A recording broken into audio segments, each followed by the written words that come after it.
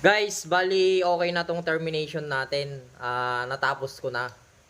Bali gusto kong i-share sa inyo kung ano tong ginawa ko, then kung paano ko siya ginawa. Then yung size of wire, standard wire na naka-base dito sa ating electrical plan.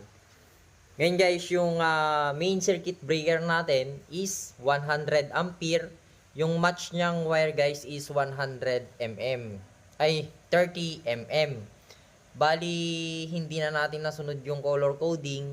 Naglagay na lang ako ng color white na tape guys. Yun yung symbol nung neutral natin. Then also gumamit ako ng crimping lugs. Ayan. Ginamitan ko siya ng crimping lugs para mas matibay. Then surely fit, walang loose connection. Bali, itong one main 16 branches nating panel board guys is meron tayong spare na isa. Ito. Bakante ito. Then, yung sa home run niya guys, 2 piraso. Ito. Ang nakalagay dito guys is 20 ampere. Ngayon, yung lighting na nakalagay dito is 25 then 30. Yung kanyang lighting. Bali, ito yung home run natin ng lighting 1, then home run natin ng lighting 2.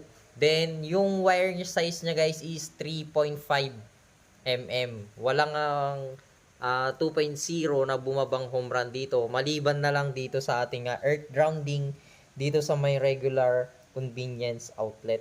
Ayan.